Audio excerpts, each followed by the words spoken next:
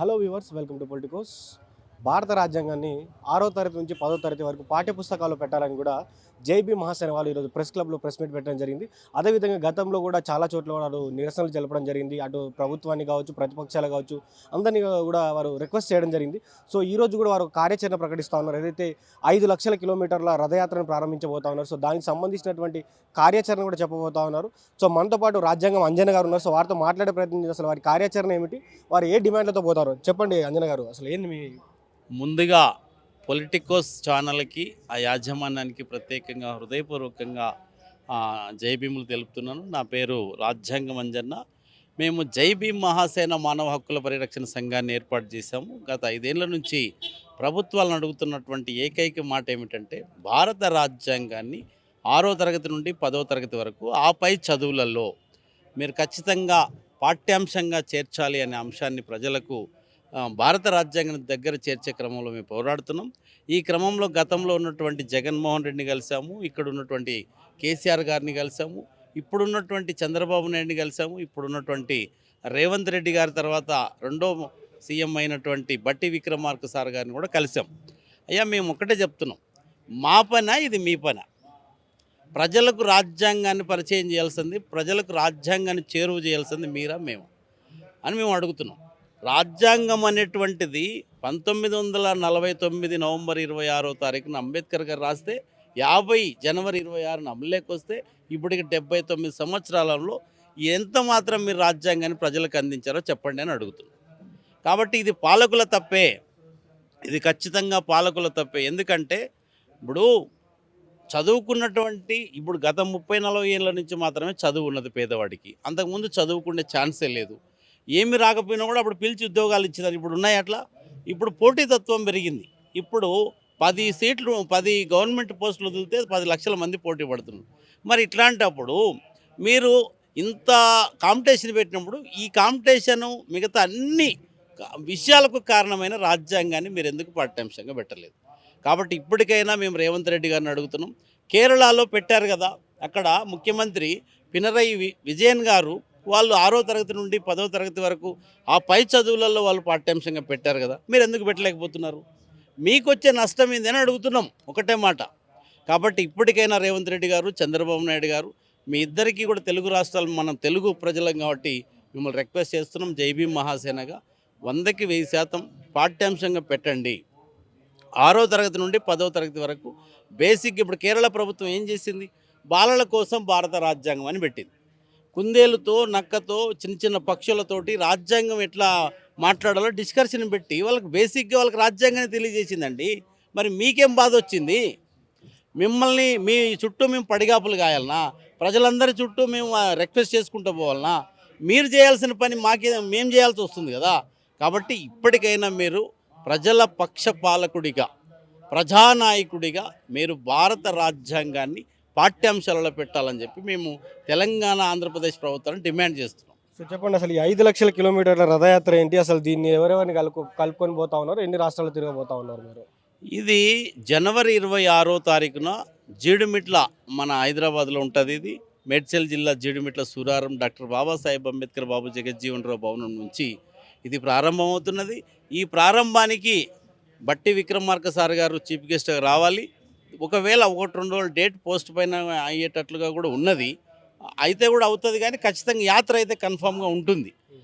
అయితే మేమేం చెప్పదలిసాం, కాంగ్రెస్ పార్టీకి మేము వ్యతిరేకం కాదు, బీజేపీ పార్టీకి మేము వ్యతిరేకం కాదు, బీఆర్ఎస్కి మేము వ్యతిరేకం కాదు, ఏ పార్టీకి మేము వ్యతిరేకం కాదు. భారత రాజ్యాంగానికి మాత్రమే మేము అనుకూలం. భారత రాజ్యాంగ పౌరులైనటువంటి 145 కోట్ల జనాలకు సంబంధించిన అంశంగా మేము పోరాడుతున్నాం. ఆ రాజ్యాంగాన్ని ప్రజలకు అందించాలని చెప్పి కోరుతున్నాం. సో మీరు విడుదల చేసినటువంటి ఏదైతే పోస్టర్ ఉందో, ఈ పోస్టర్లో దాదాపు మీరు ఒక 10 పాయింట్లు మెన్షన్ చేశారు. సో వీటి గురించి ఏం చెప్తారు? ఇప్పుడు భారత రాజ్యాంగాన్ని 6వ తరగతి నుండి 10వ తరగతి వరకు పాఠ్యాంశంగా పెట్టాలనేది మొదటి అంశం. ఇది గత 5 ఏళ్ల నుంచి డిమాండ్ చేస్తున్నాం. ఈ క్రమంలో ఇంకా చాలా కూడా మేము ప్రభుత్వ దృష్టికి తీసుకొస్తున్నాం. భారత రాజ్యాంగం మీద మాత్రమే కోర్టులలో ప్రమాణం చేయాలని ఒక డిమాండ్ ఇస్తున్నాం. అదేవిధంగా భారత రాజ్యాంగ పుస్తకాలను ప్రభుత్వమే ఉచితంగా పంపిణీ చేయాలని చెప్పి కూడా మేము అడుగుతున్నాం. అట్లనే ప్రతి సినిమా హాలులో మీరు జనగణమనం పెట్టారు, ప్రజలకు అవేర్నెస్, మంచి ప్రోగ్రామ్, యాక్సెప్టబుల్, మేము కూడా ఒప్పుకుంటున్నాం. మరి జనగణమన పెట్టడానికి కారణం కూడా రాజ్యాంగమే కదా. మరి రాజ్యాంగాన్ని ఎందుకు పెట్టరు? రాజ్యాంగాన్ని కూడా సినిమా ప్రారంభం కంటే ముందు మీరు ప్రచారం చేయండి ప్రియాంబుల్ అని చెప్పేసి అడుగుతున్నాం. అట్లనే ప్రతి సివిల్ రైట్స్ ప్రోగ్రాం జరుగుతుంది, నెల నెల ప్రతి ఊర్లో జరుగుతుంది. అక్కడ కవులు, కళాకారులు, మేధావులతో ప్రభుత్వమే ఆట పాట మాటలతో అవేర్నెస్ కార్యక్రమం చేయండి. ఎందుకు రాజ్యాంగం పట్ల అవగాహన పెరగదు? అట్లా అడుగుతున్నాం. అదేవిధంగా ఈ దేశానికి అన్నం పెడుతున్నది రైతే కదా, ఈ దేశాన్ని కాపాడుతున్నది సైనికుడే కదా. మరి వీరందరికీ కూడా రాజ్యాంగం పట్ల సంపూర్ణమైన అవగాహన ఉండేలా ప్రభుత్వాలు చట్టాలు చేయాలని చెప్పేసి అడుగుతున్నాం. ఇట్లా ఒకటి కాదు, అదేవిధంగా మహిళలకు ప్రత్యేకంగా ఒక శిక్షణ తరగతులు ఏర్పాటు చేయాలంటున్నాం. రాజ్యాంగ పాఠశాలలు పెట్టాలని చెప్పేసి అడుగుతున్నాం. ప్రతి పాఠశాలకు 2 గవర్నమెంట్ టీచర్లను పెట్టి ప్రభుత్వం వాళ్ళకు ఉద్యోగాలు, జీతభత్యాలు ఇవ్వాలని చెప్పేసి అడుగుతున్నాం. బాగా రాసినటువంటి ప్రజలకు ప్రభుత్వం ఒక ఉచిత బహుమతులు ఇచ్చి రాజ్యాంగం పట్ల అవగాహన ఉండేలాగా చేయమంటున్నాం. ఇవన్నీ కూడా ప్రభుత్వం చేయాల్సిన పనులు కదా, చెయ్యలేదు కాబట్టే మేము ముందుకు రావాల్సి వచ్చింది. ఇప్పటికైనా అడుగుతున్నాం, రేవంత్ రెడ్డి గారు ఖచ్చితంగా మీరు ఈ పనులన్నీ చేయండి. చేయకపోతే మాత్రం మీ ప్రభుత్వాన్ని ఏం చేయాలో కూడా మేము చూసుకుంటాం. ఖచ్చితంగా రాజ్యాంగం మీద ప్రమాణం చేయడానికి మాత్రమే మీరు నాయకులు కాదు, రాజ్యాంగాన్ని ఇంప్లిమెంటేషన్ చేయడానికి కూడా మీరు నాయకులే. కాబట్టి ఆ పని చేయమని చెప్పి మేము అడుగుతున్నాం. ఈ క్రమంలోనే ఈ రథయాత్ర 28 రాష్ట్రాలు తిరుగుతుంది. 28 రాష్ట్రాల్లో ముఖ్యంగా మన తెలంగాణ, ఆంధ్రప్రదేశ్, కర్ణాటక, తమిళనాడు, అటు ఒక్కొక్క రాష్ట్రంగా 28 రాష్ట్రాలు, అట్లనే 8 కేంద్రపాలిత ప్రాంతాలు కూడా కంప్లీట్గా తిరుగుతుంది. చివరిగా ఇది ఢిల్లీ నడిబొడ్డైనటువంటి జంతర్ మంతర్లో ముగుస్తుంది. ఈ క్రమంలో ఇంకో కార్యక్రమాన్ని కూడా మేము చేస్తున్నాం. అదేమిటంటే భారత రాజ్యాంగాన్ని పాఠ్యాంశంగా చేర్చాలని 1,000,000 సంతకాల సేకరణ అనే కార్యక్రమం కూడా మేము మొదలుపెట్టాం. ఇక్కడ కూడా ఈ ప్రెస్ క్లబ్లో కూడా వచ్చిన వాళ్ళందరూ కూడా సంతకాలు పెట్టారు. ఈ విధంగా 10 లక్షల సంతకాలను మేము పూర్తి చేసాం ఇప్పటికే. కాబట్టి దేశంలో ఉన్నటువంటి ప్రతి ఒక్కరి చేత సంతకం పెట్టిస్తాం, పోరాటంలో భాగస్వాములు చేస్తాం.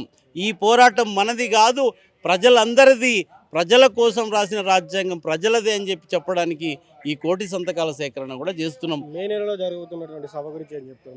మే నెలలో కూడా సభ ప్లాన్ చేశారు కదా. అవును, మే 20 తారీఖున మన సరూర్ నగర్ స్టేడియంలో 1,00,000 మందితోటి భారత రాజ్యాంగ పుస్తక ప్రదర్శన సభ ఉన్నది. దానికి కూడా రేవంత్ రెడ్డి గారు చీఫ్ గెస్ట్గా రావాలి, మేము ఆహ్వానించబోతున్నాం. కాబట్టి 1,00,000 మందిని ఒక దగ్గర పెట్టి నీకు చెప్తే కానీ అర్థం కాదా అనేది మా బాధ. ఆ సభ ఖచ్చితంగా 100కి 1000% సభ జయప్రదం జరుగుతున్నది. తెలంగాణలో ఉన్నటువంటి తెలంగాణ సామాజిక ప్రజా సంఘాలు, విద్యార్థి సంఘాలు, మహిళా సంఘాలు, అనేక ప్రజా సంఘాలు, కవులు, కళాకారులు, మేధావులు, సబ్బండ వర్గాలన్నీ కూడా ఈ సభకు రాబోతున్నాయి. సభ సక్సెస్ కాబోతున్నది. సభ లోపలైనా నువ్వు ఆలోచించి పాఠ్యాంశంగా పెట్టాలని చెప్పి మరొక్కసారి హృదయపూర్వకంగా రేవంత్ రెడ్డి గారిని రిక్వెస్ట్ చేస్తున్నా. ఇది రాజ్యాంగం అంజన చెప్తున్నటువంటి మాట. ఏదైతే రాజ్యాంగం ప్రతి ఒక్క పాఠ్యపుస్తకాలు, ఏదైతే 6వ తరగతి నుంచి 10వ తరగతి వరకు కూడా పాఠ్యపుస్తకాలు ఉండాలి. అదేవిధంగా కోర్టు ఆవరణలో ఏదైతే మనం ప్రమాణం చేస్తామో ప్రమాణం చేసేది కూడా రాజ్యాంగం పైన ప్రమాణం చేయాలి. సినిమా హాల్లో కూడా యాడ్స్ వేయాలి. ఎక్కడికక్కడ కూడా ఊర్లలో గ్రామ స్థాయిలో ఉన్నటువంటి ప్రజలకు కూడా రాజ్యాంగం చేరవేసి రాజ్యాంగం ఇస్తున్నటువంటి హక్కులు ఏ విధంగా ఉంటాయి, రాజ్యాంగాన్ని ప్రజలు వాడుకుంటే వాళ్ళు ఎంత స్వేచ్ఛగా బతకవచ్చు, ఇవన్నీ కూడా ప్రభుత్వం బాధ్యత తీసుకొని ప్రజల్లోకి తీసుకెళ్లాలని కూడా వారు కోరుతా ఉన్నారు. సో వారు మరి ఈ జనవరి 26 తారీఖు నుంచి కూడా రథయాత్ర ప్రారంభిస్తూ ఉన్నారు. దాదాపు 5 లక్షల కిలోమీటర్ల రథయాత్ర దేశవ్యాప్తంగా ప్రారంభిస్తూ ఉన్నారు. కాబట్టి వారి టీం కూడా సక్సెస్ అవ్వాలని కూడా పొలిటికల్స్ మీడియా ద్వారా కోరుకుందాం. సో ఇది ఇప్పటివరకు updates. Stay tuned to politicals media. This is Srikanth with video journalist Lokesh Gaud from Press Club, Hyderabad. Please subscribe to the channel and download the Politicos app from the links in the description.